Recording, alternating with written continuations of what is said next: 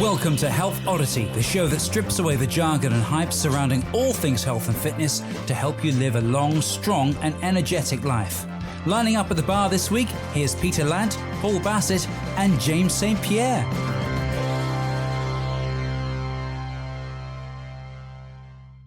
It's 4 peas in a pod here, really, isn't it? Just the same a generation of nerds who decided to lift weights. Welcome to Health Oddity Podcast. It's episode 22. Thanks for joining the podcast yet again. We're very excited today, as we always are, but particularly today because I've got someone very special on board who's going to take us through quite an extraordinary journey, not only through his own life, but what he does for other people. Before I reveal who that guest is, please say hello, James. How you doing? Hello, James. How you doing? Hey. The same every bloody week. Peter, how are you doing? I'm doing all right. Thank you very much. Okay, good. So welcome to Health Oddity. As we always say, please do subscribe to the podcast because it does help us and it allows us to get a wider reach and bring you the guests that are going to help you achieve your health goals and inform you with some of the best information out there. And this week is no different.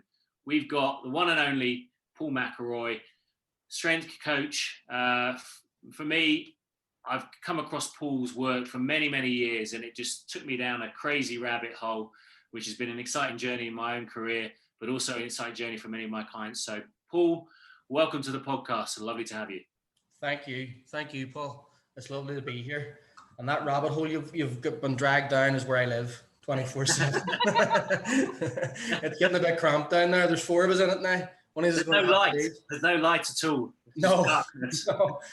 Apart from your winning smile, that's it. It lights up the room. It does. But no, it's great to be here, guys. So let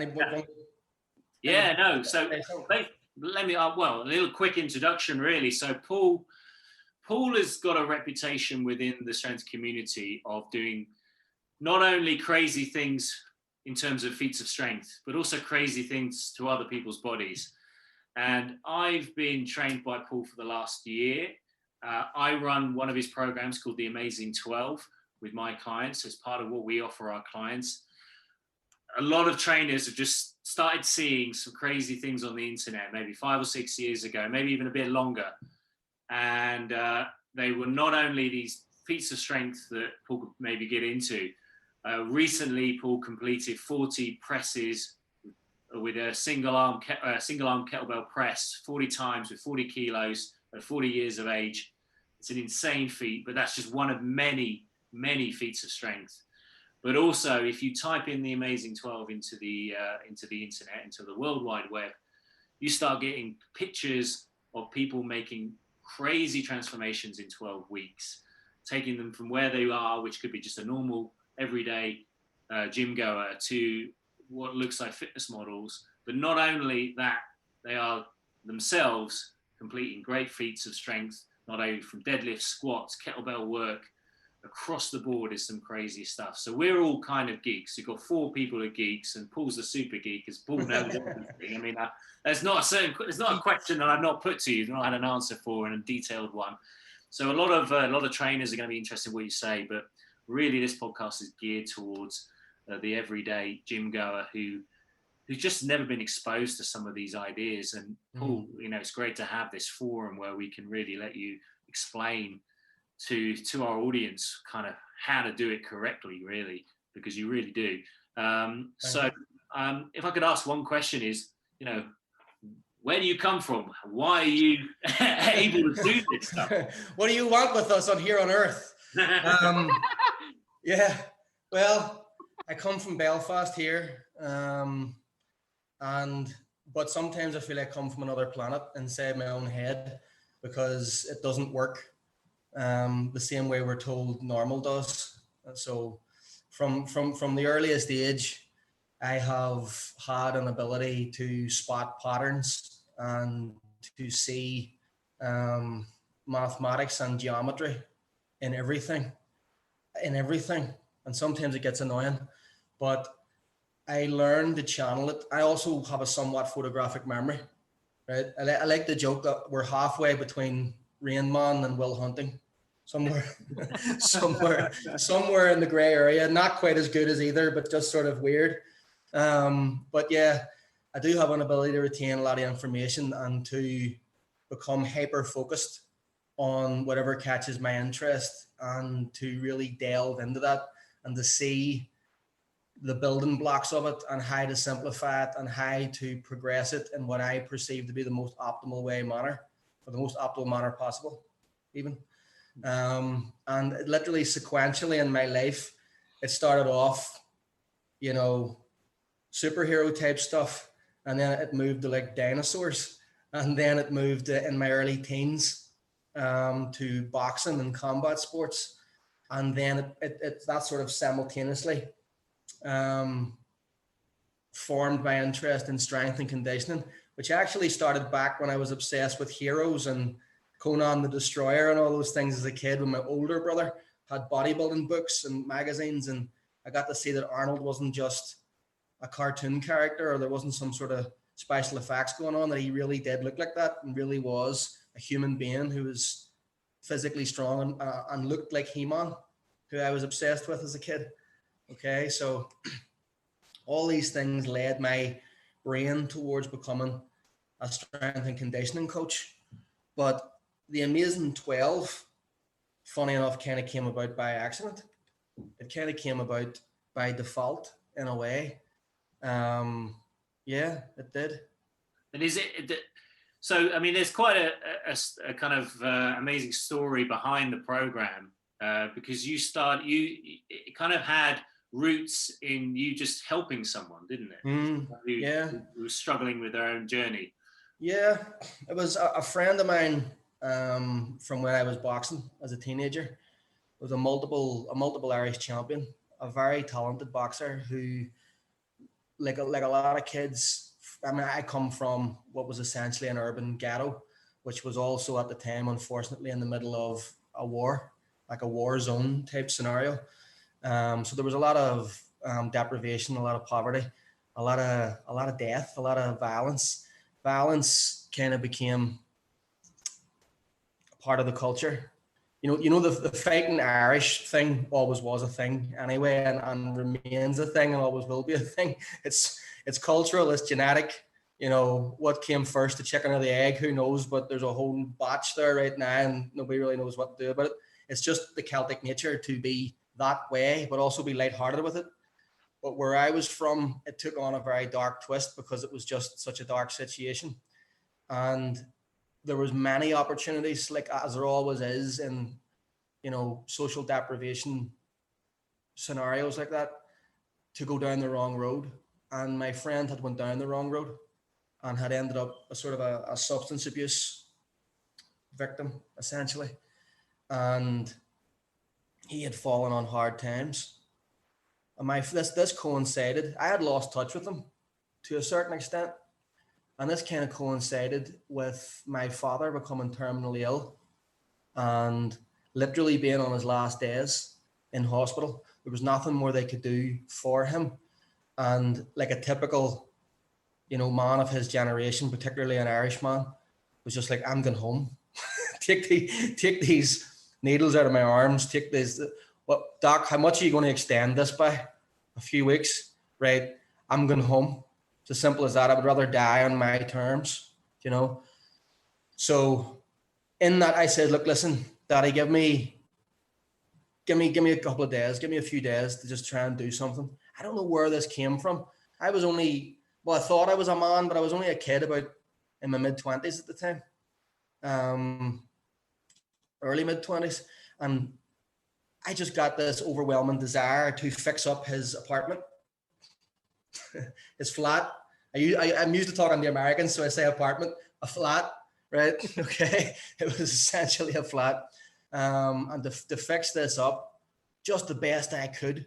And I was struggling. I was doing my best, but I knew that this guy, this friend of mine, was actually a really talented painter and decorator, and he was renowned for being super fast.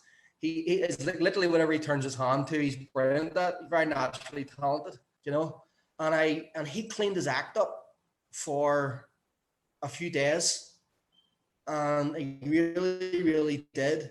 And we transformed that apartment. And my father came home and was absolutely gobsmacked. It was like something out of changing rooms, you know. You come in and it meant the world to me that he done that. And on the night that my father died, oddly at almost the same time as the police report would later reveal, my friend was again drunk because there was no need to hold off anymore. And he was sat upon by a number of people in the early hours of the morning, and they put his neck on a curbstone and jumped on it like the movie American History X. Well, something similar to that. And it was attempted murder. There's no way they were just trying to beat him up. They left him for dead. When the ambulance found him, they thought he was dead. His neck he had a compressed fracture vertebrae and breaks in 2 or 3 different places in his cervical vertebrae. He was millimeters away from being paralyzed for life, or so we were told. And for some reason, I just had the overwhelming desire to save after I lost my father, and particularly for this individual who had been a friend anyway, but had played a pivotal role in making the last days of my father's life special. I knew about Body for Life, right? When there's a blast from the past, but everybody here remembers the muscle media magazines and Bill Phillips. Yeah. And they give it, the whole body of work thing where he sells the Lamborghini and buys 10 Corvettes and makes them all champions. And out of thousands, hundreds of thousands of people in America, these 10 people won. And it was a 12-week before and after transformation. And their transformations were dramatic, like super dramatic. I remember trying to enter it when I was 18. It was like the first year it was out. And it was, are you a resident of the United States of America, sir? I'm like, no, I'm sorry, you're ineligible. So I wasn't able to do it, but I always followed it and I always knew about it. And I always knew that there was something which plays to your point that you were talking about, I think off camera. I'm not sure if you mentioned it on camera, but the inextricable link between a physical transformation and the mental emotional transformation that comes with it. It's profound and it's every time, and I'll get into why that is. But for now, I knew the Body for Life had this way of changing people, of turning their life around, not just their body. And I didn't know if it had come to the UK or Ireland or anywhere, but I knew that if it had, it could help them and that I could help them. Because my only skill set at that point was knocking people out and getting people stronger, and I'm pretty sure the first one wasn't applicable, right? So the second one, I had never applied to an aesthetic purpose, I'd never applied it to an aesthetic purpose at that point. And I knew that the rules were slightly different as well. Well, the rules are the same, and the loading parameters and what you do, the variables are the same, and how you manipulate them is slightly different, but that's it. So I knew it was simply a mathematical equation to be worked out. So we didn't use the Body for Life program, but we entered him in the Body for Life competition. It was touch and go whether or not he was going to be able to walk, but there was this like real seminal moment in the hospital where I'm there with him, and we're both emotional, and he's praying to God, saying, if he lets me walk again, if I can possibly walk again, if anything transpires where I can walk again, I'm going to turn it all around. I'm not going to drink. I'm not going to do drugs. I'm going to sort myself out. I'm going to do this. And I was just praying with him. It turned around almost miraculously, as they say, after that point. His recovery just sped up like an inexplicable way. He started getting really positive mentally. And then I got positive, and it became like a sort of a self-fulfilling prophecy, like a snowball effect. And he got out of the hospital, and I says, well, I found out that this thing, Body for Life, told him about it, showed him some of the videos, like a VHS that I had from the 90s. The Body of Work, it was called, the documentary about it. And he was like, right, we're going to do this, and we're going to win it, right? I had no clue if we were going to win it. I honestly didn't fancy our chances of winning it, really. But I knew that wasn't the point. I knew that if I could get him to go through the process, there would be something emotionally transformative about the physical transformation, and that hopefully that would help him get a bit of perspective on the right way to live and treat himself and think about himself. And that's what we did. And he won it. Right? He won it. He won the whole thing. Amazingly, you couldn't script this. It was like something out of a movie. And he was working full time. He went back into painting and decorating, and didn't drink, didn't do any of that, didn't touch any of that. Was absolutely like a Shaolin monk level of dedication to this thing. And he started even before I wanted him to. He had a neck brace on and he was squatting. Right? Now, I'm not going to advise that to anybody out there. Okay? I was complaining about my wrists yesterday. Yeah, no. Maybe this is Well, I was just maybe this is shedding some light. Yeah, there's levels. Maybe this is shedding some light on the lack of empathy that I often show when and complain about certain things. But no, listen, the issues that you have are there anyway. You know, whatever it is. So that's not going to change. The only thing that you have control over is your perspective on them. Now, with that in mind, I didn't want him to start squatting with a neck brace on. But I think in his exact words was, then you can go and I'm going to do it anyway. So I thought, right, well, it's better off doing it with a spotter. So off we went. And, you know, I was still working as a strength and conditioning coach in the gym that I ended up later buying and owning and all that. And we were doing this. Oftentimes we couldn't get to that gym because it was closed, and I didn't have keys because I was just working there. You know, the owner was the original owner was he was the original owner for 50 years, and he was an old man in the 70s. He didn't get a key to anyone. So we had a key to another gym, but the main gates would close and they were covered with barbed wire. And like at 12 o'clock at night, sometimes 11, 12 o'clock at night, we would climb over this fence, throwing a coat over the barbed wire, climbing over the barbed wire to get into a gym, to open it with a key, to go in and train at night time and then lock it up and come back and go home. Like, these were some of the things that we did to do this.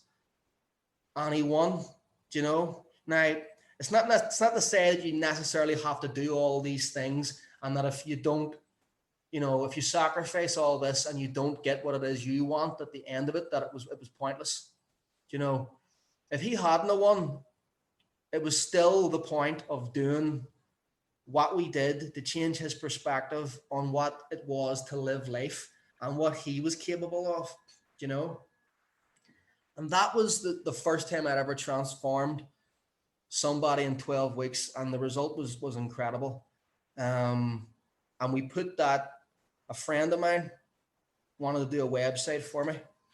And in the about 15 or 18 months in between that, it was all over like newspapers, and he was in fitness magazines, and he was even on a radio show, I think, at one point about the Body for Life one.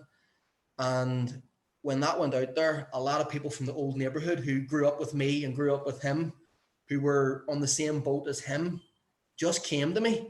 And I wasn't even living there anymore. And they were coming to my mother's house and saying, "Here, where's your Paul?" You know, all like real, like, you know, like people who needed help, you know, and seeing the transformation, not just the physical transformation, but seeing the change in this guy. He never wasn't going out anymore. There was a spring in his step. He was constantly smiling. He was constantly happy. There was sunshine again, no matter what room he went into. They seen that, and that's what they wanted. It wasn't about the six pack. You know, that's great. And that happened, you know, and he gained something like 25 pounds of muscle. It was an insane transformation. Like, it shouldn't even be possible what he did. You know, most of that was his legs. He was so dedicated to the squat. It was insane. And the program that I put him through was a bit different even than the program that's around today. I wouldn't even expect people to do some of the stuff that he was doing, you know, but it worked for him. It worked for, and he was a bit of a freak athlete as well. You see, you must understand that. And he was so driven, and in his 20s at that time. So there was a lot of factors involved there. But I ended up transforming a lot of people, doing it kind of pro bono, friends and family, people. It was almost like something that became known and was spread, you know. And it was like we hear of a man, and they would come, and you know, and that's what it was like. And I mean, I was still earning a living working with athletes and working with the general population for, the typical goals and this and that. Your 10 sessions for this, the typical personal training type thing as well. But I'd amassed all these transformations, and I was refining my process as it went on and on and on. And I just kept getting better and better. And then in my late 20s, I went to America to train with a bunch of UFC guys in an effort to try and fast track a notion I had about becoming a mixed martial artist. And my new website went up, and my friend convinced me to put all these transformations on it. I wasn't going to, because I was like, well, it's not really the point. I'm a strength and conditioning coach. This is something different. He says, listen, just put that on it. There's people out there. So I did. I didn't check my emails for a month because I'm training with people like Robbie Lawler and Matt Hughes and all these guys. And I came back about a month later, opened my inbox, and there was literally about 200 requests for, can you do that 12-week thing to me? There was people from other countries even saying, I don't care how much it costs. I don't care how far I have to travel. I want it. The results were so dramatic. And that was the start of it. So then that's how it became a business. And it grew to mythical proportions in Belfast.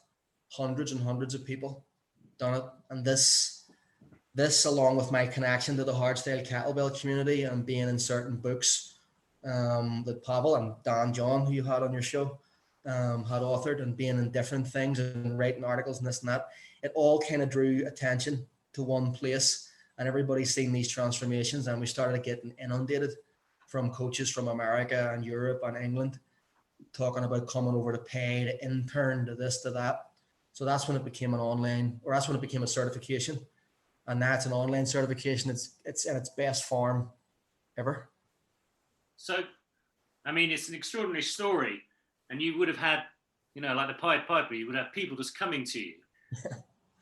I know we spoke briefly before. It was like the Pied Piper without the pipe. It was like it was playing its own tune, and they were just coming, So, sorry, go ahead. Sorry. No, but it really leads me to that question I alluded to right before we pressed record, which is, what makes a successful candidate for the A12, for example? So the A12 will take pretty much a person from all walks of life, it's one of the reasons I've got it within my business is because it creates a certain amount of certainty.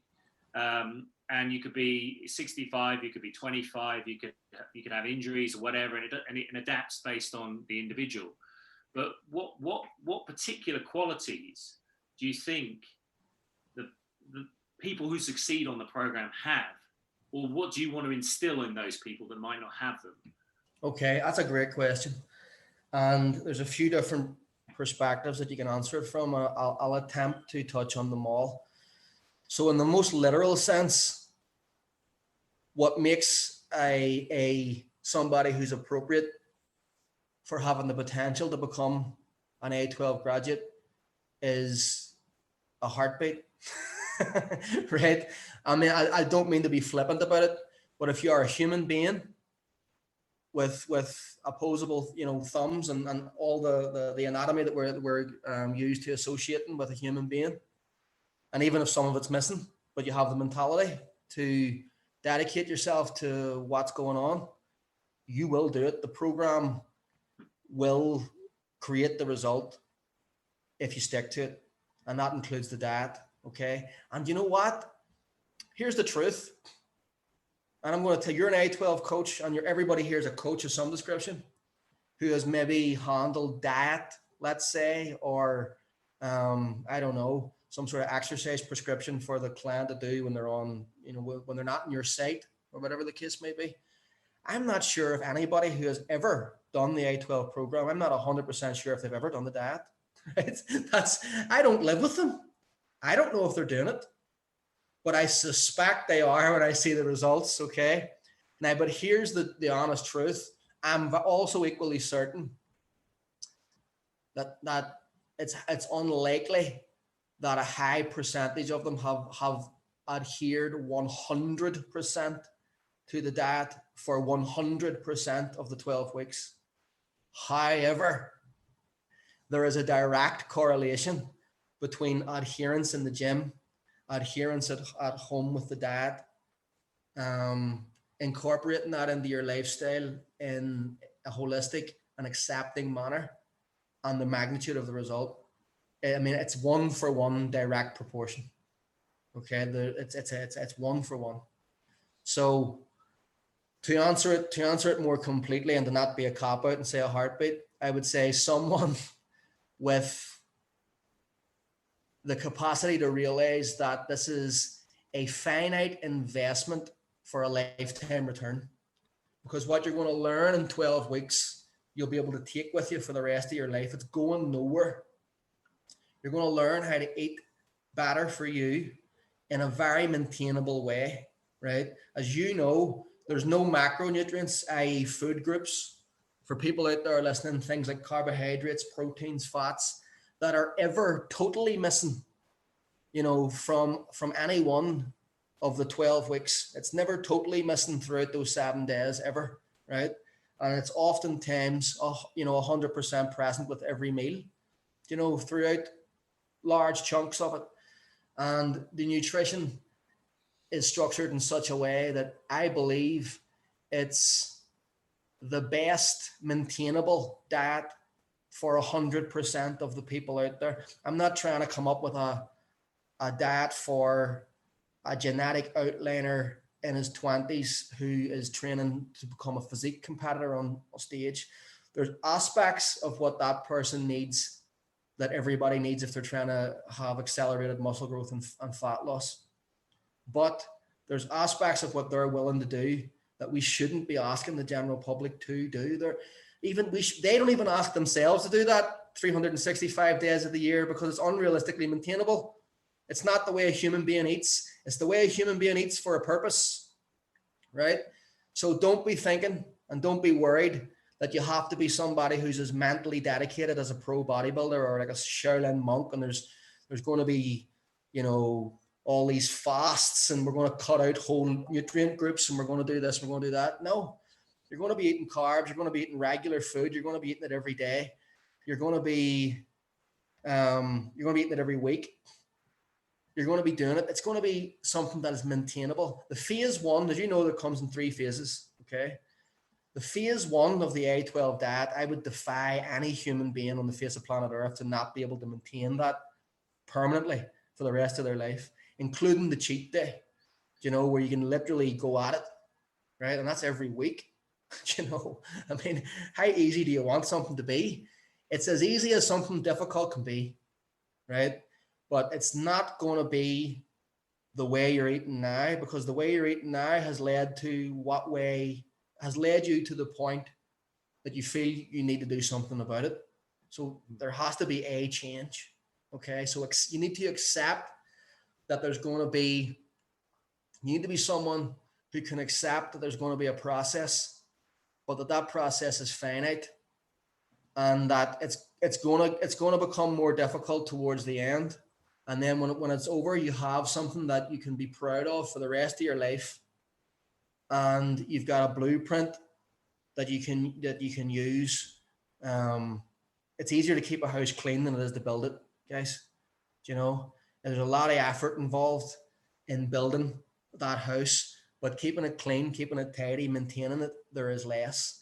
So it's an investment literally in the health, body, mind, cliche, soul for the rest of your life. Okay. So yeah, you have to be a human being who's willing to make a change.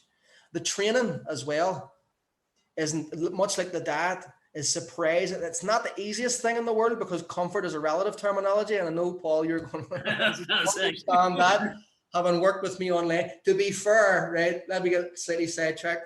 I train Paul for GS, right, which is McIlroy Sport, which stands for kettlebell sport, right, which has to be, and James has a bit of experience with that as well, and Peter is a hardstyle kettlebeller.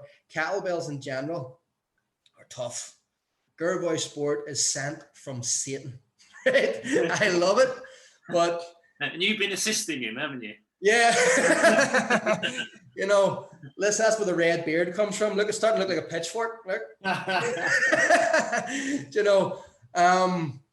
Listen, It is one of the hardest things in the world to make comfortable, but comfort is a relative terminology. To me, it's about proximity. We're getting into a bit of how to train here, but that's okay, I suppose. It's about proximity to maximal capacity. Okay, so it's not necessarily easy, but it's still comfortable if you can do more, particularly if you can do considerable amount more.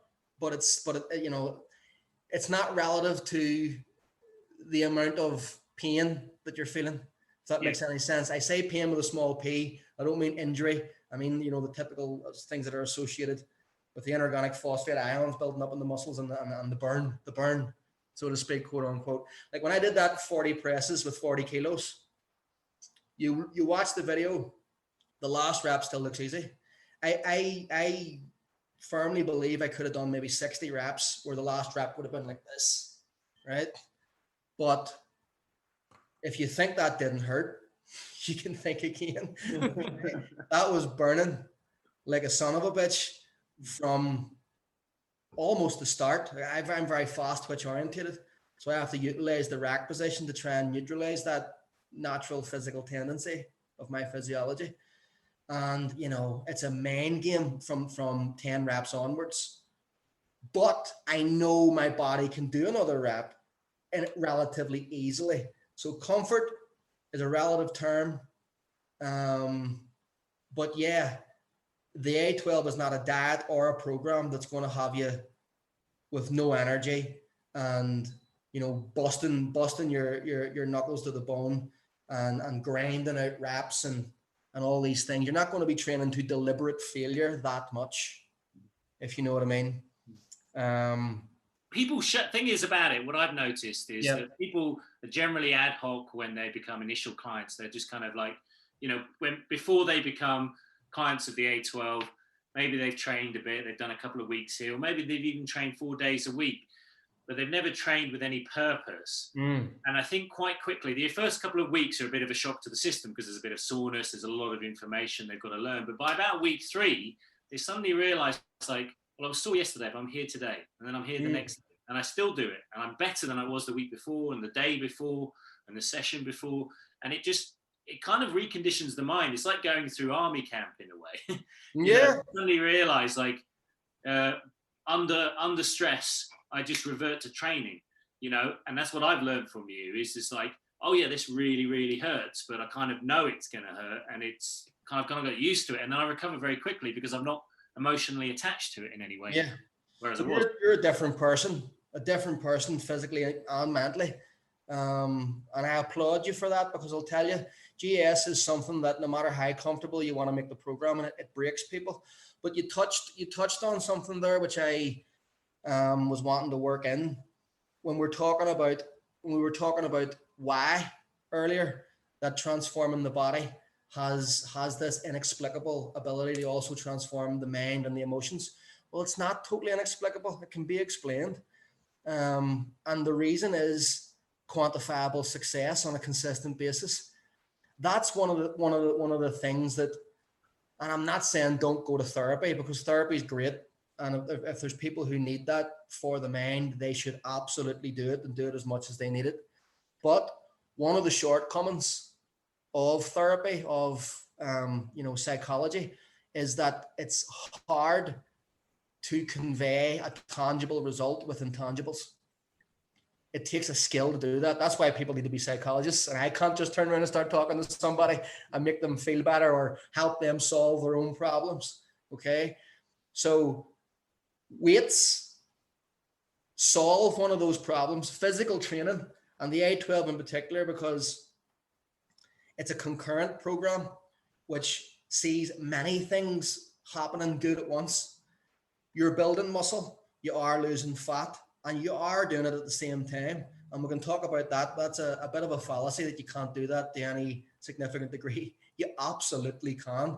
And there's been actually nearly 9,000 active case studies now from the A12, which show proof positive that muscle has been built while fat has clearly been lost. However, and I can talk about why that's a mathematical certainty. Well, the fact of the matter is there's loading parameters which create muscle growth, and they're well known. You know, that within certain volumes and certain rep ranges, if you increase force production, if you get stronger within those rep ranges or loading parameters that are most conducive or most closely associated with muscle growth, your muscles will get bigger, almost even in spite of what you're eating, because your body will find amino acids even from incomplete sources, right? Your body will, obviously you can do it more optimally if your diet is optimized as well. But if you are getting sick, there is no way, right? Let's say we take something bog standard 3 sets of 10, okay? If you get stronger, if you're lifting 80 kilos for 3 sets of 10 on the bench press, on the 10th rep of the 3rd set, you couldn't have got 11 if somebody had to put a gun to your head, then that was your 3 sets of 10 rep max. Not your 10 rep max, because you did 3 sets with it, okay? If in 12 weeks' time, that's 100 kilos, regardless of what you were eating, regardless of how much body fat you lost or didn't lose, your muscles are going to be bigger. Simple as that. It's a mathematical impossibility, right? They don't necessarily have to be bigger if we're talking about a 3 times 3 rep set, because that's not the loading parameters that are associated with muscle growth. That's more to do with absolute force, relative strength, things like that. But guess what? Your 3 rep max, your every rep max has gone up in direct proportion to your 3 times 10 rep max, because it's a mathematical impossibility for it not to. If you improve your any rep max, you improve your every rep max, and that is quantifiable, right? If you have managed to do this, and here's the big if, because most people find it hard to do this, but if you manage to do this while in a calorie deficit, while becoming progressively fitter in aerobic and anaerobic conditioning based workouts, you will have built muscle while simultaneously losing fat. It is a mathematical impossibility for those two things to have not happened. Does one inhibit the other? Yes.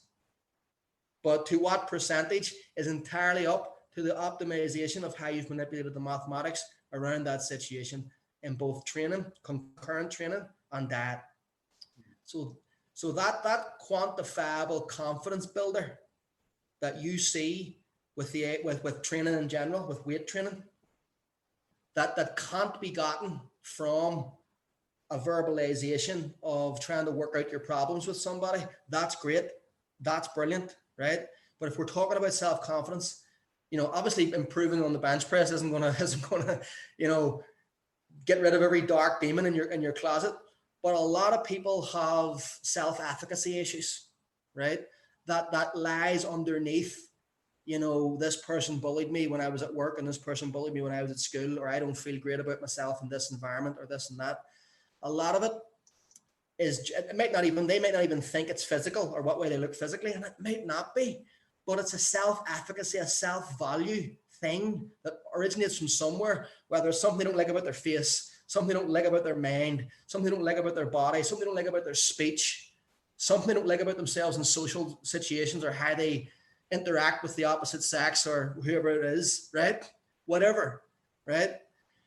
It's still related to the value that they place upon themselves. And if you make someone stronger, their self-value goes up in that regard, and it crosses over. It slowly spills over. Like you fill that glass and there's 10 other glasses. Eventually it spills over into all the other glasses once you've filled that one, until you've filled them all up, right? I have never seen anyone who has made a dramatic physical improvement who hasn't also transformed how they feel about themselves, because it's literally what people start treating you different when you look physically different. Maybe they shouldn't, but they do. This is a physical fact of humanity. Okay, you can bury your head in the sand and say that people don't do certain things. We have evolved to react a certain way to people who physically look a certain way. And there's a very good anthropological reason for that, that's based on survival and propagation of the species, that dates back millions of years actually, but at least the 200,000 that we know Homo sapiens to have been genetically as we are, largely. And that you're not going to be able to erase that with, positive affirmations. It is what it is, and you should take advantage of it. Take advantage of it, right? There's nothing wrong with it. You're a human being. Increasing your self-efficacy through knowing that you have improved the amount of strength that you have in your body, and what way your body looks inevitably because of that, has a magical way of crossing over into absolutely everything. And the reason it does is because it's undeniable. I can tell you till I'm blue in the face that you're getting better. You really made improvements this week, Paul. How you're handling yourself, or James or Peter, you've really made improvements in how you're handling yourself with, and when that guy said that thing in work, you reacted to it the right way. Listen, if it was 80 kilos on the bar at the start and it's 100 kilos on the bar at the end, I don't have to say anything.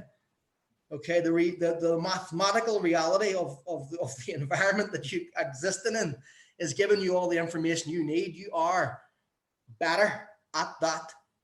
And that automatically makes you feel better about everything. And the A12 is amplified in that regard because it makes you better at that, i.e. strength. You're looking in the mirror, come out of the shower, you look way better aesthetically. There's a second thing, okay? Cardiovascularly, you're running for the bus, you're running upstairs, you're way better there, which might not necessarily be the case if your bench press went up. Sometimes it can go the opposite way because you put 20 kilos on because you also put 20 kilos on. If you know what I mean. My bench went up by 20 kilos, so did my body weight. I add 20 kilos in KFC to help that happen.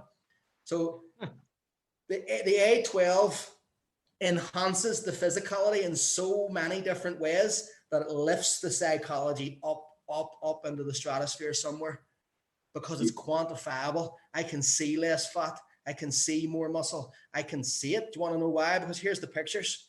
And that's why the pictures are important. Here's something I want to say to all your future A12 graduates and all the future A12 graduates around the world, or anybody, regardless of the A12, right? If you're going to start a physical journey, take a picture. Even if nobody sees it but you. In fact, especially if nobody sees it but you. Because you need to know, if you're somebody that exists inside a headspace of you can't ever see the good that you're achieving, right? Then you're going to need to have some undeniable, quantifiable evidence of that, because I've seen people, we've seen them. I'm sure you've seen it on the A12, the private group, where coaches will come on, even coaches that have transformed their own bodies, and they come on and say, I can't really see it. I can't see it. I'm getting so much stronger. And then I'd ask for their numbers, and it's like insane. And I'm like, no, I don't know that I've built any muscle. I don't know that I'm losing any fat. My clothes are getting a bit looser, but I can't. Listen, just wait for the pictures. Don't take them now. Wait till the end. And literally, universally, without fail, it's like, I'm sorry. Like, whoa. It's dramatic when you put that before. The very first guy, my friend who I'm talking about, knew he changed, but didn't know how much. Didn't have confidence. Right to the end, he doubted himself. He did. And when he seen the pictures together, even my jaw dropped. The legs in particular. I mean, he had skinny legs, and it was just these thigh sweep and teardrop, and it was like insane, the difference. So take the pictures, even if they're just for you. Would you say, Paul, do you think that the way you're talking about the A12 and most people who maybe just recreationally at the moment go to a gym, or they're trying to get a little bit better, but there's not that, quantifiable improvement. Do you think it's that the benefit of actually having a start date and having an end date, and almost like an athlete is training for an event, and you've got something you're aiming for, and something that's concrete, and it may be the photo shoot at the end or the finishing date. Is it that really that kind of fires up people and gets the fire going, do you think, and keeps them on track and motivates them? 100%. It does so for a few different reasons as well. Well, they say the best way to improve at anything is to compete in something, right? Let's start there for a second, and I'll weave it in. Without a shadow of doubt, you know, if anybody here has ever competed in any sport, you might have been training that sport or doing exercises that are roughly applicable to that sport, which, by the way, I have a surprise for you, Paul. We're going to do something. And you're going to see the dramatic increase. It's like from day one, it's like, boom, there's a date, and, you know, I'm going to have to pay the piper on that date.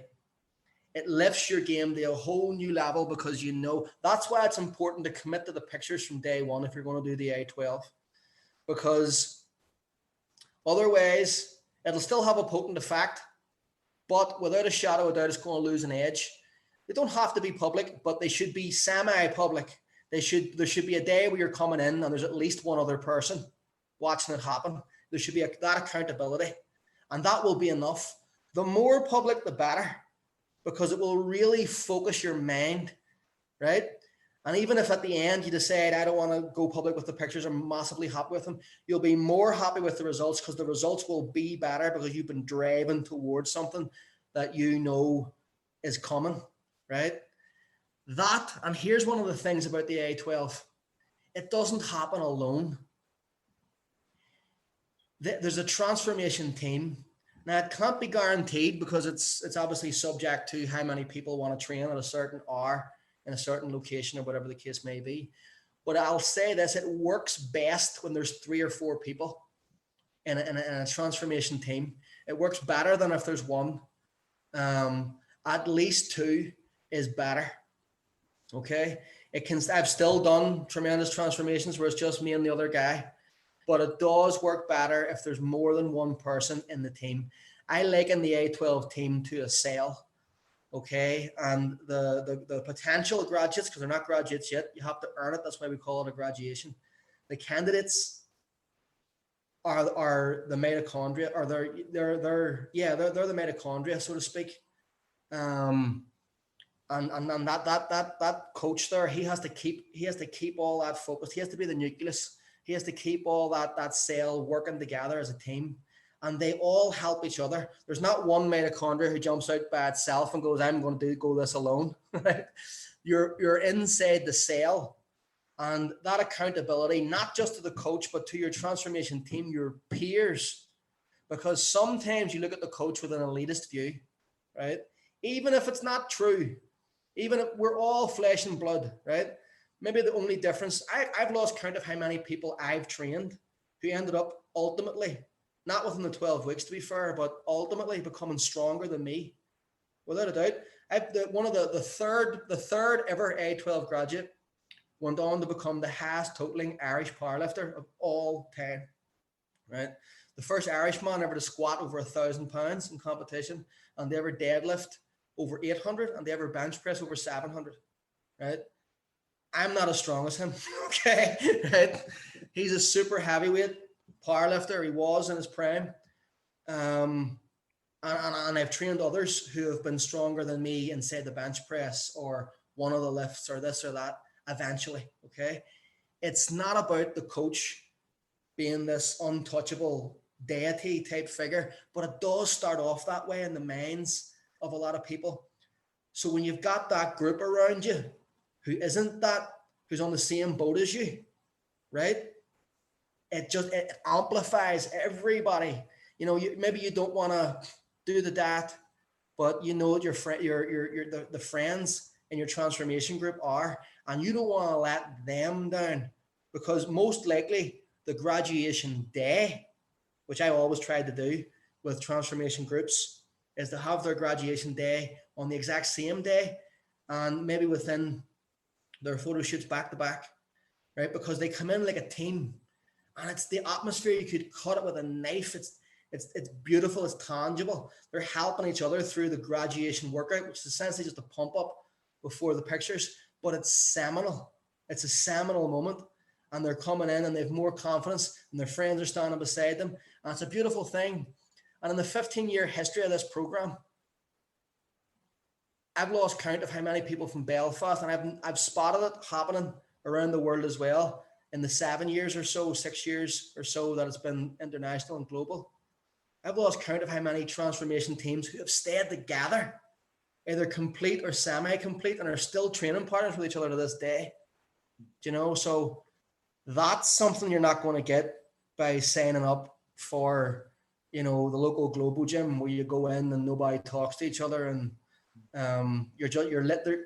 You know, it doesn't inspire greatness when you know that the business model depends on as many people as possible paying for a membership and then not coming. That's what everybody knows at the PLCs. That's how they make most of their money.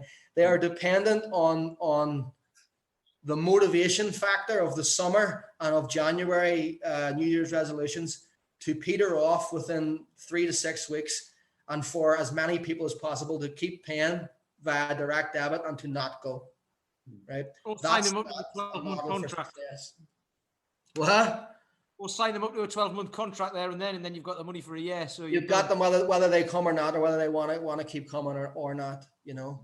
Which is what happened during the lockdown. I mean, we're all in this third lockdown in the UK.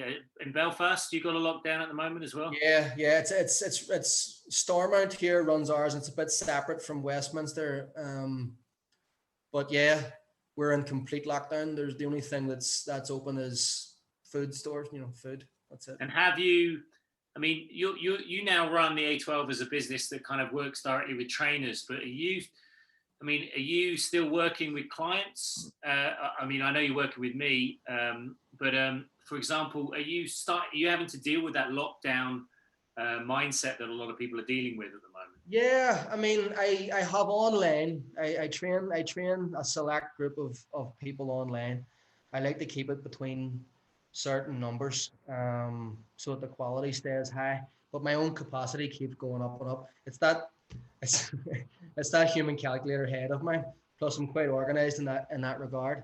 But the online clients are often fitness professionals, okay, and they own gyms, you know, and I can see it affecting their gyms, and so they're my clients, so that's affecting them, which affects them being my clients and things like that. So I have lost a couple of clients to fit pros who had to close their gyms, and they lost their source of income.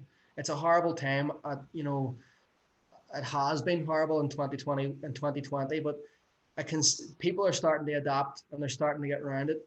And if you can stick with your coaches and train at home under their tutelage, it's way better. I mean, that's what I'm doing with you. And look at the progress you're making. Look at the progress that all the clients that I've been working with have been making. They're all coming from like 32 kilo 1 rep max presses to taming the beast with the 48 kilos, you know, or 40 kilo, or, you know, I've got a girl who this week, I'm going to be putting a post up about her hopefully tomorrow, because today she's going to press to 20. I have full confidence she's going to press to 24, and she started off her 1 rep max was 30 pounds. And then that's now 53 pounds, right? Which is 23 pounds, but it's more than just that. Percentage wise, that's insane. Yeah. You know what I'm saying? That's an insane percentage of what her 1 rep max was. I'm expecting she might even be able to get 2 with this, because the other day she did a triple with 50 pounds. I've got the video, right? Her 1 rep max pistol was 0 pounds on her left leg and 13 pounds on her right. And now she can wrap the 53-pound bill on both legs, right? So this is what can be done if you stick with your coach. If you have a coach, you know, and these 3 guys here get my absolute highest recommendation, by the way.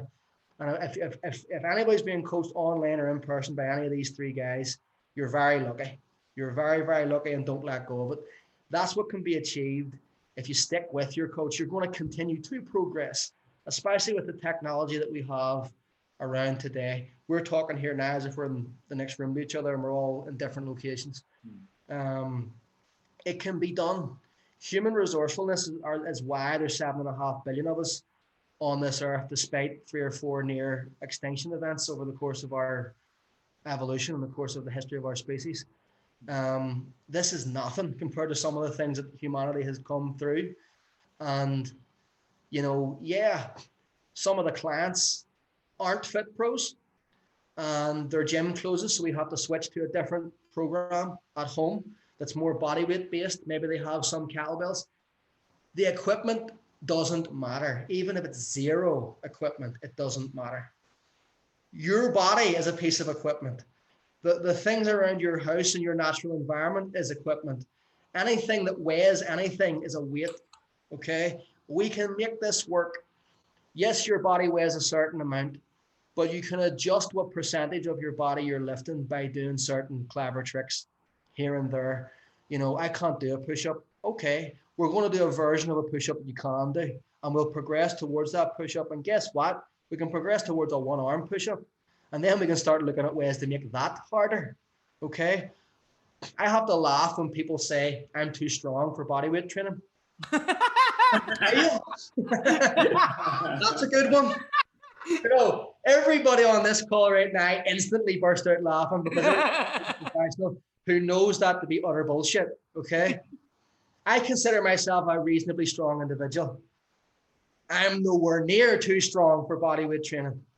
Okay, there's always something you can do to make your body weight represent, and I'm not even talking about adding weight to your body weight, which makes it easy, which can be done. Okay, you've got a few weight plates, it can be done. If you've got a couple of bricks, it can be done. We were talking about that. It can be done.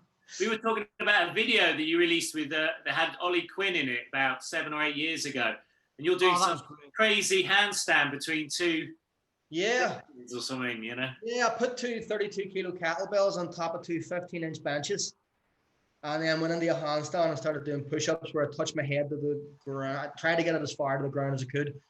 It didn't get to the ground, but it ended up getting to the point where my forearms were parallel to the floor, so only inverted. If that makes any sense. And then pushing up from there, you know. So yeah, and that was a 2-rep max at the time, or 2 or 3 or whatever it was.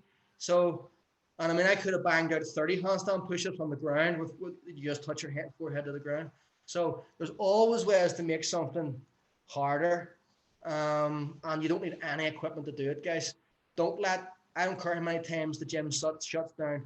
Stick with your coach, because you're going to need you. It's of your benefit that you keep him in business, because when this is all over, you want somewhere to go, because you've been stuck inside the house looking at 4 walls, getting bored, you know, being bored. Let's say being bored, right? And now you want to do something. You want to go somewhere. You want to get your blood moving. Oh. Guess what? The gym, you want to keep them open. You don't want to be one of those PLCs that never go out of business because they don't care about people. That's why they're not going out of business, because they have deals in place where you don't have to be there for them still to make money. Yeah, I saw there was something about that, about a certain coach who's doing PE sessions and all these people doing like the online stuff for millions and millions of people. Yeah. And it was like, well, that's all well and good, but they've already got loads of money. They don't care. They don't know your name. They don't know how many kids you've got. They don't know who you're homeschooling. They don't know what struggles you've had as you've come along. They don't know anything about you. Whereas, and I get this with my guys, we're doing it online, you know, and like today it's like, how's the homeschooling going with the kids? Oh, it's been a nightmare and all that. But they're still here doing it online. They're still finding an hour in their day. You know, and it's like, so how's work been and all of that sort of stuff. And like, you don't get that from a PLC gym. You turn up. They don't even know you've been. Yeah. Until they send you an email in 12 months' time to say, do you want to renew your membership? Yeah. And it's not even them sending the email. It's automated. Yeah, exactly. They're doing it because it's designed to do so at timed intervals. But yes, I know exactly, no names mentioned, who it is you're talking about. I know who it is you're talking about. But, you know, I've spoke on the same event as that. I was on the same stage as that particular guy before in Dublin. He's a really nice guy. And I don't doubt it. I listen, there's a lot of things that he doesn't know, and he can't know from that platform. But there's also some things that he probably should know that he also doesn't know as much as some people who aren't as famous as him, right? And I don't mean to be disparaging in any way, because I still think it's a very positive thing that him and people who have that platform do something like that, because listen, this is about helping as many people as possible, and having him in that position is great. Is it ever going to be as good as something that either one of you 3 guys could do on a personalized face-to-face basis? No way. Especially the scalability of some of the stuff that they're doing is either vastly too easy or vastly too hard for whoever's watching it. It's like sort of sweet spot stuff that's better than doing nothing but scratching your behind. And I still think it's good that it's happening. But yes, you need to support your local coach, because individuals of that level aren't really are going to be rich anyway. And you don't want your local gym to go out of business, because you're not going to be able to positively think and bounce yourself. Yeah. Do a few random bouncy exercises back into shape after being in lockdown for several months. You're going to need a trainer who cares about who you are, with real programming and real team spirit to try and optimize your results. So there was I wanted to just, I'm aware of the time, and we've had an awesome chat, but there's a couple of things that I wanted to bring up before we let you go. We're going to hold you captive for the entire day. Before Christmas, where there was a A12 coaches meeting where you announced an adaptation to the A12, which was for me very interesting to hear, because one of the other questions that I had from one of my clients was, well, what happens if you can't dedicate 5 days a week to training? What happens if you can't follow the kind of set parameters that the traditional A12 has? I mean, and you came up with an answer to that. So, could you tell us a bit about that? I will indeed. There's actually a couple of things I want to say, and you reminded me of the other one by reminding me of that one, and they're both quite poignant at this time. So, first of all, yes, what you're referring to is a newly developed program that we have termed the A12 Express. So, what has been traditionally known as the A12 program, excuse me, is now known as the A12 or Amazing 12 Classic. Okay, and there's going to be subdivisions of the A12 going forward, ones that make sense. We're not going to dilute. If you want to do anything well, it's better to do less things really well than loads of things, average. So if you look at like a Michelin star menu or these types of things, there's always a limited menu, because you know that the chef can deliver on those things really well, and he's not going to be pushed fingers to the bone with 20 different orders of all this different types of stuff throughout the evening. Okay, it's the same with everything. Less is more. Specialize to optimize. So the A12 will keep its offerings few, but we are branching out just a little, and the first branch of that tree, the tree itself is the A12 Classic. The first branch off is now going to be the A12 Express. So the A12 Express carries all the same quality of the A12 Classic, but it's condensed into a smaller work period. It's 35 minutes 3 times a week, and that is it. Okay, that's an hour and 45 minutes per week. Okay, the A12 Classic is around 5, sometimes slightly more hours per week. So an hour a day, maybe slightly more, depending on your the condition that you come in. You may have to do slightly more, but the A12 Express is 35 minutes 3 times a week, full stop, an hour and 45 minutes per week. If you can't dedicate to that, then you're telling yourself lies. Anybody can find an hour and 45 minutes a week. And it's all encompassing in that we already have results that I've actually personally done with people that show that the quality is very high from this. It's from the makers of the A12, i.e. me, and the technology behind it. If anything, this is a better, it produces the biggest results pound for pound. I'll qualify that out of any body transformation program on the face of the planet, including the A12 Classic. Now, those who are familiar with strength sports will know the terminology: relative strength and absolute strength. Okay, pound for pound strength and most weight on the bar. In terms of biggest results, absolute, it's still the Classic. But in terms of results relative to time invested, if you just did 35 minutes of the Classic 3 times a week, you wouldn't get the results that you're getting from 35 minutes 3 times a week of the Express. And then I've had the question, well, then why don't you just apply the Express program into the Classic and make the Classic even better? Well, that's not what way physiology works, gents. Why doesn't Usain Bolt just sprint at a pace of 9.5 5-9 seconds for a marathon and do it in freaking, why doesn't he do a marathon in 35 minutes? It's not going to happen. That's not the way it works. You have to pace things differently for different results. But this is the Usain Bolt of body transformations, and the quality is that high, and it's going to be good. There's a lot of people out there. I don't accept reasons like, I don't think I'm good enough for the A12. You are, because it's super scalable. The classic. It's super scalable. It can take somebody, trust me, I've designed the programming behind this to dynamically program based on the information on an exercise by exercise, day by day basis for an 80-year-old grandmother or an Olympian, right?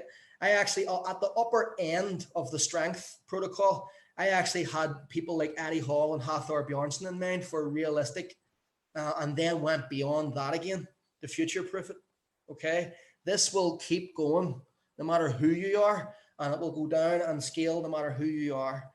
Because doing something 5 times a week, by the way, is something that everybody can do, because everybody does something 7 days a week, 365 days a year. We're all alive. It's just what the scale of what is the expectation of that is what has to be scaled. Okay, the magnitude. That's all. Once you get, again, the mathematics behind that correctly, anybody can go 5 times a week. But logistically, some people can't. And we're missing those people. The A12 Express for people who are time poor, but enthusiasm rich. Those are the type of people that do the Express. We will not miss you anymore. We have got your back this time. And not to let COVID or anything else ever get on top of the A12 or what our coaches can do with our clients. There's another reason to stick with your A12 coach. There's another reason to stick with them, and that's because the A12 at home is coming this year. The A12 at home is coming soon this year, and this will require zero equipment, and it's not going to be a typical bounce about and do your thing. This is a serious bodybuilding, strength, body transformation program that can be done with no equipment in any environment, and will deliver strength and muscle that is comparable to the A12 proper in a very different way. The programming is completely different, right? But the strength for reps that this delivers, which reads as size and fat loss, is unlike any no equipment based training program that has ever been written. And I've read them all. I've read all the best of them as well. All the best books out there for body weight related stuff and things like that. This is completely different than any of them. This is a heavyweight strong man. If a strong man and a bodybuilder became one thing and needed to be scaled for everything from grannies to Olympians and had no equipment, it would be this, right? That's what this is. Okay, so you can expect to get super strong, super jacked, super quick, with no equipment whatsoever, and just your everyday home, with the quality of the A12 behind it. And that's what that plus the Express plus the Classic is what we're coming at the world with in 2021. Awesome. And it's worth just saying, when we talk about strength a lot, we talk about human potential. We can think when we talk about strength, it can put a lot of people off. But what I've noticed is that the A12 is incredibly popular with women, particularly, who actually want to take control of their health and be really strong. This idea of I'm going to get too bulky, really what we find with the A12 is people just look absolutely awesome. And whether you train at home, whether you train on the A12 Express or the A12, what I've noticed is it's more than strength, it's more than muscle. It's just releasing that potential within your body, and everyone looks fantastic at the end of it. Absolutely. Can I say something briefly on that? On women and strength training in the A12 and some of the fallacies and myths that have been surrounding that for the longest time. Thankfully, the astronomical rise of physical culture in the last 10 years or so has helped put pay to many of those old time myths that were related to that. But we do and we will still encounter that as strength coaches and as body transformation coaches with the A12 and different things. And to all the women out there, there's a micro percentage of females who have the genetic ability to gain muscle at the same rate as even an average man. It's just, there are physiological differences, right? We're all equal in value as human beings. But in terms of ability to gain strength, men have real evolutionary physical advantages over women, hormone related, that happen during adolescence, that have effects on bone density, fiber type, fiber amount, okay? All sorts of things. And it even affects the brain, okay? There's bone structure, physical structure, tendon strength, red blood cell count, mitochondrial density, everything. There's physical differences in a man's ability to look too big in terms of what way a woman doesn't want to look, that the vast majority of women simply, no matter how much stronger they get, aren't going to replicate that, okay? They're just going to feel better, look far better, and end up looking like who they are, who they should be in the first place, because Western society, men and women alike, has transformed us all into something that we actually weren't meant to be if we were existing in our true natural form. That's down to the diet, it's down to the activity levels, it's down to the stress from work, it's down to the artificial environments, it's down to everything, okay? The real human animal, if we look at an animal in the way we look at a tiger, we can expect to see something the way it looks. And if we look at 100 tigers, we can expect to see something similar, okay? All their stripes are going to be different, but they're all going to be tigers, right? We can do that with every animal on the planet apart from human beings, okay? But if you put us all in our natural environment, and dogs, yeah, because we've human dogs. Well, here's an interesting thing. There was a study done where they put a group of dogs on an island and fed them, kept them alive because they wouldn't have been able to keep themselves alive. And 3 or so all different breeds, like 3 or 4 generations in, they all started to look like wolves, like more and more like wolves again. It's just the genome returns to type once selective breed, starts taking place and this and that. So if you take a human from this artificial environment, we're never going to go back to the cave, right? But the best way to do that and still reap the wonderful rewards of modern life is to try to replicate, older eating habits, older activity levels, and expect more of the body. So women should expect more of themselves because they're capable of a lot more than maybe they believe, maybe an individual person believes. And don't fear what your body can become when it's doing the things that it was meant to do in the first place. The only thing you're going to end up doing is revealing the real you, not the new you or the better you, or love you for who you are. Great. Love yourself for who you are. Just be 100% concrete sure you know who that is, because a lot of people have never met themselves. They've never met the real version of themselves because they've never lived a human life as it was meant to be, in a way that would reveal their true identity as it was meant to look, if that makes any sense. So yes, love yourself for who you are, but make sure that's who it actually should be, who it actually is. Yeah, it's fantastic. A lot of what you've been talking about as well, Paul. We had obviously Dan was on last week, and one of his big things was deprivation builds capacity, and the way that in lockdown you may just have 1 or 2 kettlebells, a TRX or body weight, and it really, like you were saying, you can do a hell of a lot with that, can't you? And you can really, there's no end to the results you can get with limited equipment. You don't need a lot of anything. You don't need anything at all. But let me put it to you this way: singularity of purpose is a very powerful thing. Singularity of purpose is a very powerful thing. And, too many options creates confusion. Do you remember, I'm talking to the men in their 40s now, right? Which is us. I'm assuming everybody, right? I'm assuming everybody. we had 4 channels, guys. At one point, we had 3, right? And we looked forward to certain shows at certain times, and we never missed those shows.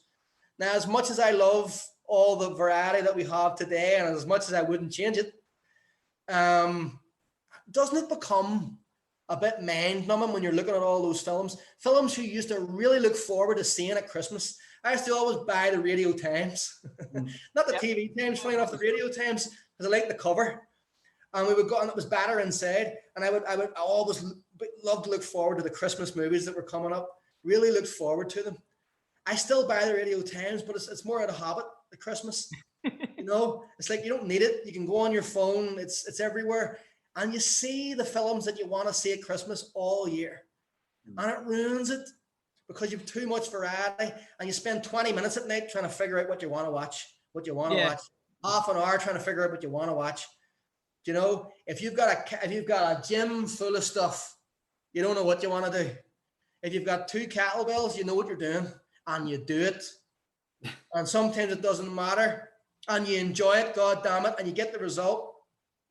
The same way we got the result back in the day when Crocodile Dundee 2 was on TV, right? It's on every day at the moment. I swear it's on every week. Either the Krypton Factor or Crocodile Dundee 2, and you were like, listen, I'm going to watch Crocodile Dundee 2. Absolutely. Here's a thing for you to watch. There's a guy, I think he was called Brian Schwartz. He did a TED talk on the paradox of choice, which is what you're talking about.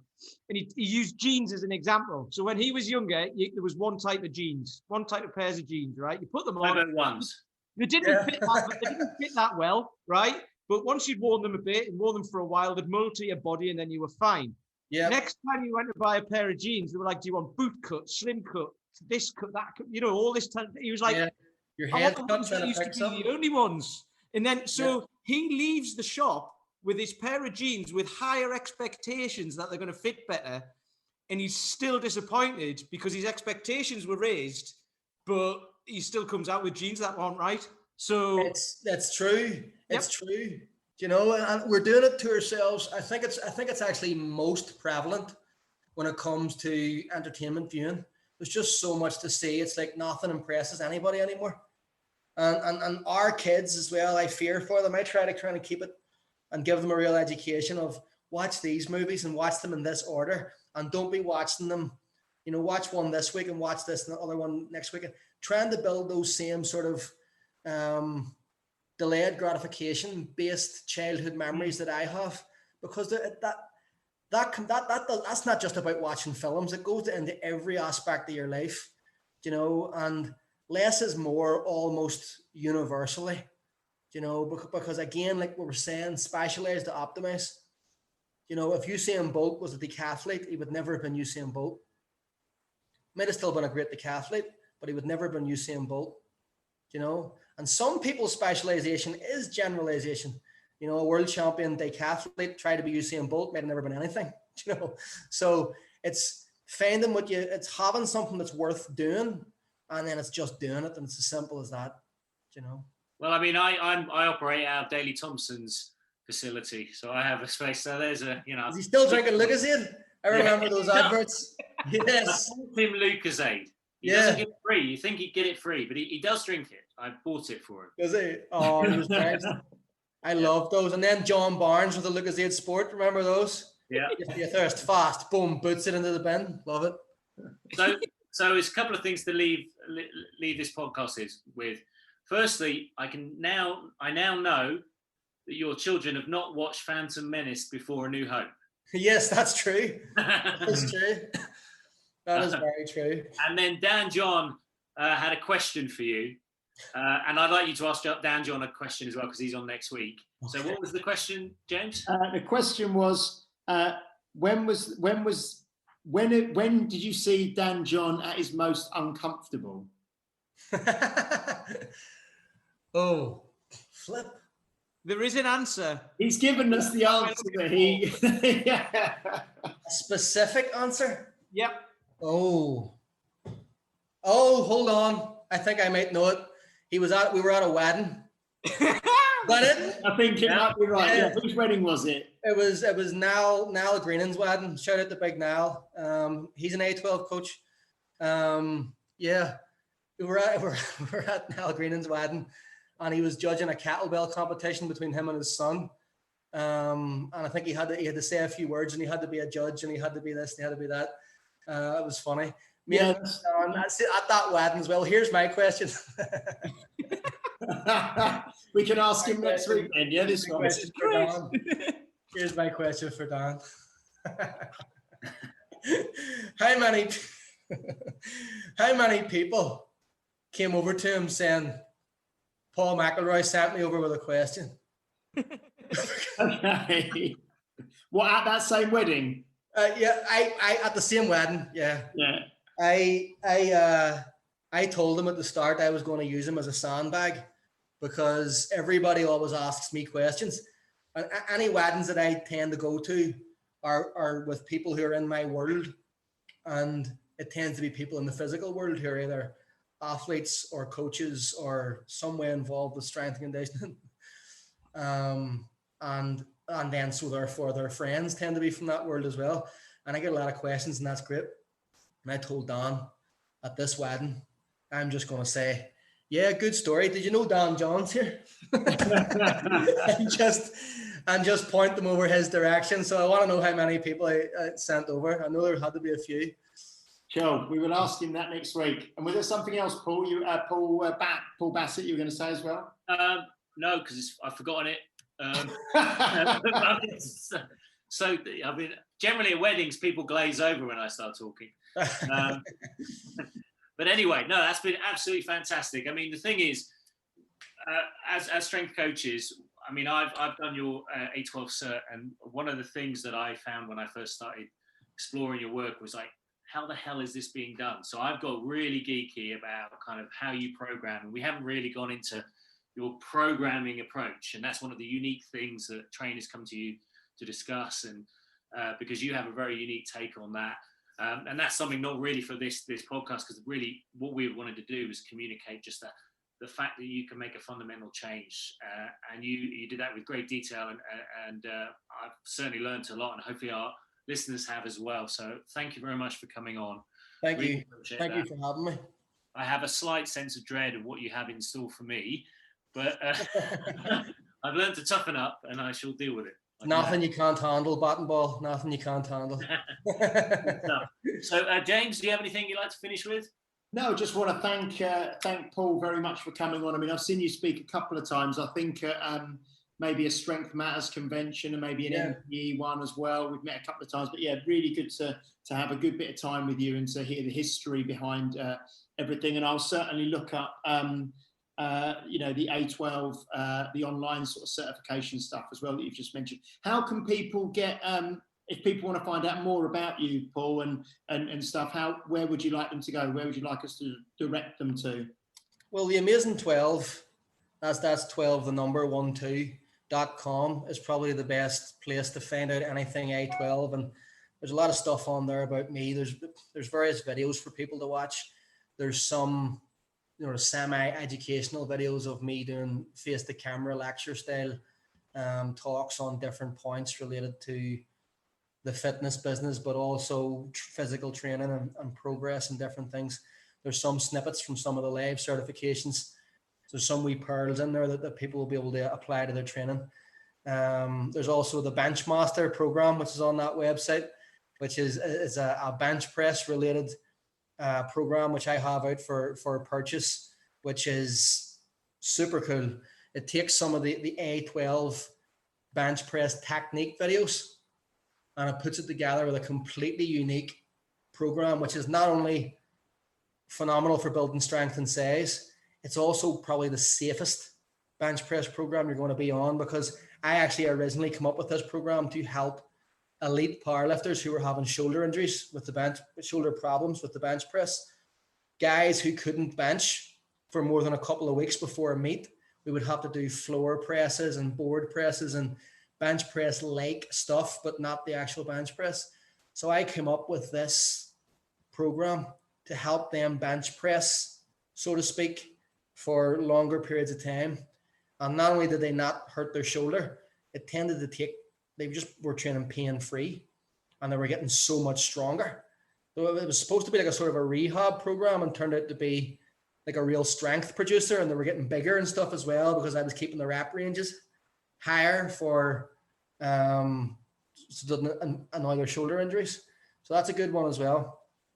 And there's Instagram. I've only just started social media and things like that. I'm not big into it. I'm just Generation X trying to learn these things. And it's Paul McIlroy Amazing 12. That's it. So, and Facebook. I know you can follow me on Facebook. There's a bunch of people doing that. I don't know who anybody is, but God bless you. Excellent, thank you. Peter?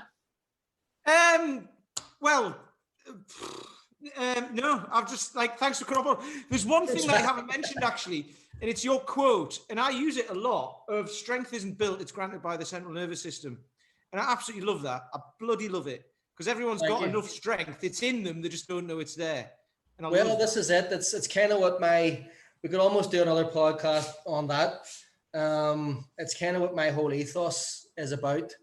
There's a few different ways to get stronger that we know of, and we don't really understand them all very well. That's something that's kind of covered up or glazed over. You know, this happens and that happens, and no, there's actually a lot of grey woo in there that nobody fully understands, and things that might be the case that and maybe aren't, and so on and so forth.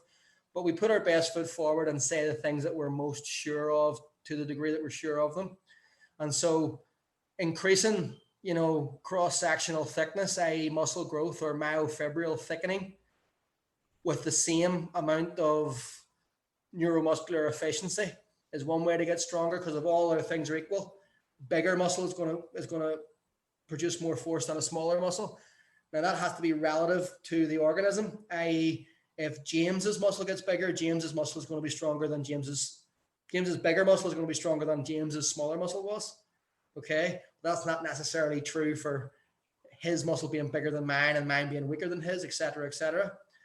And then there's neuromuscular efficiency, which is getting more juice out of the same amount of motor units that are innervated. And then there's this gray area, this phenomenon that seems to happen where humanity seems to be able to be capable of feats of spontaneous superhuman strength. And then when we look into it further, we realize that most people, even when trying their hardest, can't innervate more than 30% of the available motor units. And even elite weightlifters might not be any higher than 50%.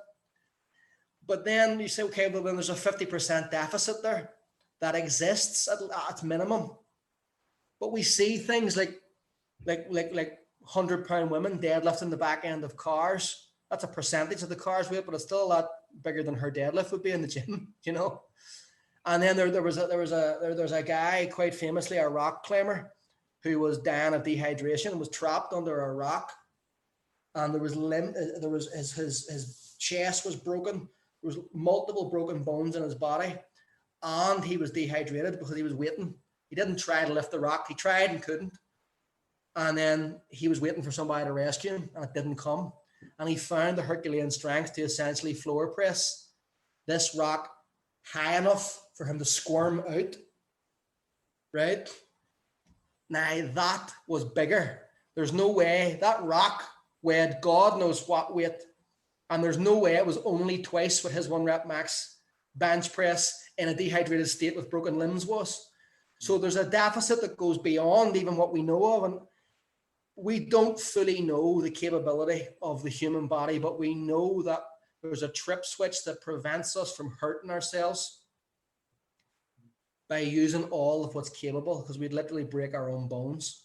And maybe, Paul, it would be fantastic, like you say, down the line to get you back on and maybe do a podcast on like maybe the mechanics of strength or because going into that right now we'd end up at 4 hours. You know, it's well, maybe because we've got we had Dan on last week and he's coming on again next week because he wanted to say so. Maybe down the line we could do something on, like you say, the mechanics of strength and the actual science behind getting strong. Yes, that'll be good. Which would be fantastic. Yeah, fantastic. I mean, because there's really, there's so many podcasts out there. There's so much information out there. There's very little quality information on this subject. That's why we spend so much time searching the internet, being geeky about it, because you have to really try to find it. And sometimes it's in language which most people can't understand. Some of it's in Russian. some of it's kind of translated from pressure. Sometimes it's we just don't know, because people don't always reveal. So, well, thank you once again. Really appreciate your time.